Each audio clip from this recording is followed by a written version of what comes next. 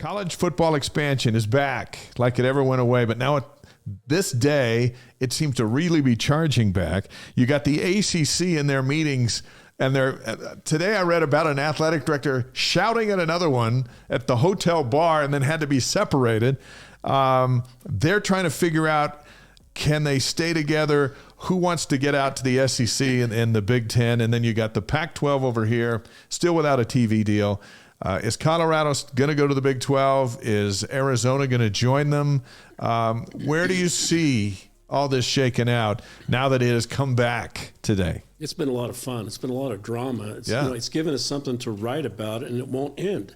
I mean, it just continually goes. The ACC thing right now that Louisville has joined in, I think they will have enough members, if I'm not they need wrong. 8. They needed 8, and they had 7, right? Do you get enough members, you can undo the contract and the commitment they have for their grant and rights, and they can be free agents. You can't do that. I mean, what was it, 13 years that they signed up for? Yeah. But no, that's one thing that'll happen. And if that bursts and Brett Yormark starts looking around and saying, okay, what about basketball? Let's take Duke, or let's do this, or let's do that, or maybe grabs a couple of teams. What pressure does that put on teams in the Pac-12, which obviously now are probably going to get a TV deal that's far less than what they promised. Yeah. And it'll probably be in the mid-20s. It could get up to 26, 27 million per team, but it might be 20 or 21. Wow. That would be $10 million less, at least $10 million less from the right? Big 12. And so they overpromised. They said it would be done soon. They've been wrong, but they're keeping together. And I think the University of Utah is one of the entities that are saying we got to have this. I mean, Because don't they look to lose the most? Yes, they do. If that unravels? As a 2-time defending champion, they do. Yeah. And 2 times in the Rose Bowl. This is their identity. This is what they pressed for 12 years. And this is who they are. And if that goes away, then they're kind of stuck. And unfortunately, there are some fans, Ute fans, and I won't say all, but there are a certain contingent of them that get on social media and they've really made enemies of a lot of the Big 12 media guys. And so that's been kind of hard because they made fun of them. They said, we don't want to go there. It's a truck stop conference and right. all that stuff. But now I think it's going to get to a point where they're going to get a media deal and it's going to be announced. And I don't know what the figure is, but then comes the second step. Who's going to sign over the grant of rights? Who's going to do that? You can't trust Oregon and Washington. Well, no, because I don't Oregon think and you can. Washington look like they may have figured out behind the scenes how to pave the way, even if it's at a little bit lesser share, into the Big Ten, which they'd be crazy not to go take that, right? Because it gives them financial security long term. If you lose Oregon and Washington, the Pac-12 is, and then you know what happens if you lose them? Then the Pac's going to lose, and if the ACC goes at the same time, then Yormark's going to be very strategic. He may take a couple of ACC teams and then say, well, now I've only got room for 2 Pac-12 teams. And then he goes and gets Arizona and Arizona State, or Colorado and Arizona. Arizona mostly because of their basketball franchise. And we know he's going to take Gonzaga. Yeah. That's going to happen. And so all of a sudden, Utah is left in a league that's not better than the Mountain West Conference. And that's a hard thing. It actually will be the Mountain West Conference when you add SMU and Fresno and San Diego State. And the money goes down. So, But if so the who ACC, knows? If the ACC, splinters up, which looks like they're headed to, then what pressure does that put with the clock winding down for the Pac-12 teams to say, okay, is that offer still there? Yeah. It may not be there if the ACC, and there's been talks. We know that Pac-12 teams, at least the Four Corner teams and others, have had backdoor meetings with Yormark. Yeah. They've talked to him. They've said, let's outline what's going to happen. We need to have a backup plan. And as we've known from conference realignment in the past, you cannot trust your neighbor. You say you love them. You say you're with them. They'll sell you right out. USC did that in a minute. Man. One thing that we've talked about a little bit that always gets overlooked is in the Big 12, it's not just about the initial TV deal. The revenue sharing from college basketball in the NCAA tournament is more significant in that league than any other league in college basketball. It adds millions on for each team. Right, the TV agreement's over $1 billion. So now, maybe 10 million more than the 31. Right, and so all of a sudden, people are like, well, why are they talking to Gonzaga? They don't play football. That's just another top 5 team in the league. That's another, next thing you know, the Big 12's got 10 NCAA tournament bids out of 14 teams or 16 teams. Why add Arizona? They're not good in football. They're really good in basketball. They're going to be in the NCAA tournament. That's revenue. So they bring revenue with them. Why, Dave, you mentioned Duke.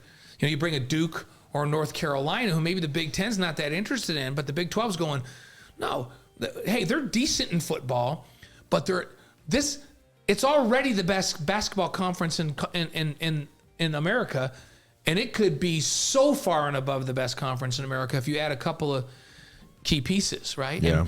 And Utah used to be a big-time basketball program. They just haven't been in recent years. That hurts them right now in all these discussions. They're in a bad spot. We've said that all along, that they could be back in the Mountain West and a Mountain West budget really, really fast, and I know they're scared to death, as they should be. Tim Jackson's watching from Citrus Heights in Sacramento County.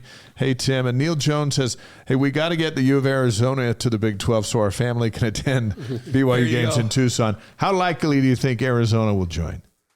I think if the splinter happens and if Oregon and Washington somehow just continue to be courted in the way that they think they are, then it's done. And I think that Arizona is going to be the first team. Colorado, maybe Colorado and Arizona will be the first. You don't get anything from Colorado except land, but Yormark has been looking for land. That's why he doesn't care if Utah comes, right? He's already got Utah as a state with BYU, which was the same logic the Pac-12 used. Well, we don't need BYU. We've already got the state. Well, the Denver market is a big market. Isn't it in the top 28 or 30? Well, it is. But we don't know how long he'll be there, but with Deion Sanders at Colorado, he's a draw right now. Right. People are interested, right? Right. Yeah. And they've been decent in basketball in recent years. And there's even been talk about San Diego State, who's been one of the premier basketball programs. I mean, especially this last year. But it's not like last year it was like – it's an aberration for them to play in the national championship game, but for them to be in the NCAA tournament and to win a game or two and to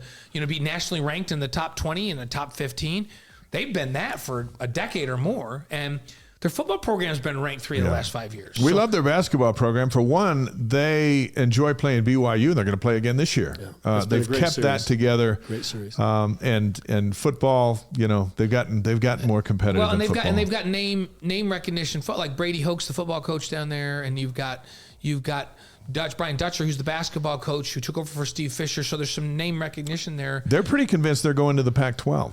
Yeah, well, now I'm hearing they're talking to both, right? Well, they've always wanted to be a Pac-12 team. I mean, that's been their legacy, is please let us in there, have us in there, go to the state legislature, and, let us in there.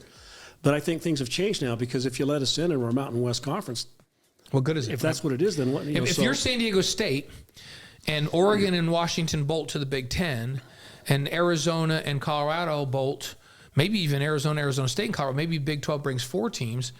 And you're the 4th team. Do you stay in the Pac-12, or do you go, oh no, I'll go with Arizona State, and Colorado to the Big 12 right now? They've got a decision to make. Yeah, that's a tough one for them. You got to figure that the AD and the presidents of these places are sitting there going, can we trust this commissioner who hasn't delivered anything yet, or should we just, hey, Bills, the Bills are going to become due here.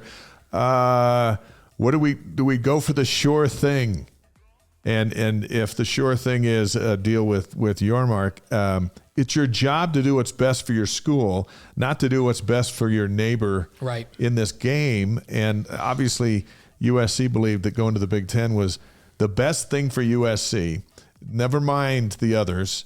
And, we need to take somebody with us. UCLA. We'll save you, UCLA. And the whole mess speaks of 2 things to me, and we'll get your comments on it. One, the trigger of USC changed the world of college football, bar none. And 2, the genius of BYU going independent and riding it out for those 12 years put them in a position to avoid all of this. No, it's absolutely true. It's remarkable the position that BYU's in from what it was in 2010, when you had to roll out that Notre Dame series and make it look really good and get people excited, and then Notre Dame kind of backs out, and then you're playing all these games in November that don't mean anything and the fans aren't interested. And BYU fans have suffered the last 10 years. They've been patient. They've been hopeful. They've been supportive. They've come to games. They've filled the stadium. They've filled the Marriott Center. They've done their part. Now they've been asked to pay more money for tickets, which they're doing. A lot of them are not happy about that. But BYU fans, you've got to be happy for them for what they're going to be rewarded with, to have that logo on the Marriott Center floor and in the middle of the Llewellyn Edwards Stadium field, and to have Kansas and Oklahoma and Texas, and at least for a short time, you're going to have Texas Tech and TCU and the Oklahoma State and Baylor. You're going to be going with those guys. It's a dream come true. And you're going to have Fox, and you're going to have ESPN. ESPN and Fox. You're going to have you guys. You're going to have ESPN Plus, which you guys will probably, I think, would be helping out on a little bit, wouldn't you? Yeah. But you just have access. But you have access, and you've got money. And hopefully Tom Homo will feed the programs and help Kalani Sitake and Mark Pope, give them the money they need to keep the staff that they need, the support people that they need. If he's not doing that, then he needs to. And the Karen call ought to be out. Hey, invest in these guys now. Right. You don't want to be chasing people and have people leave because you're not treating them right. So I'm just saying you got to do that, Tom Homo. You've got to do it. It's interesting to me, and it's we realize they're not until July 1st, but they stepped up and got Kalani. The infrastructure, the pay structure, the staff, and the depth of all the things that they're doing needs to be Big 12 ready right now. Yep. Even though the money doesn't start coming in until the end of this year, right? It's got to be done now, and they've got to step up and do that. The grand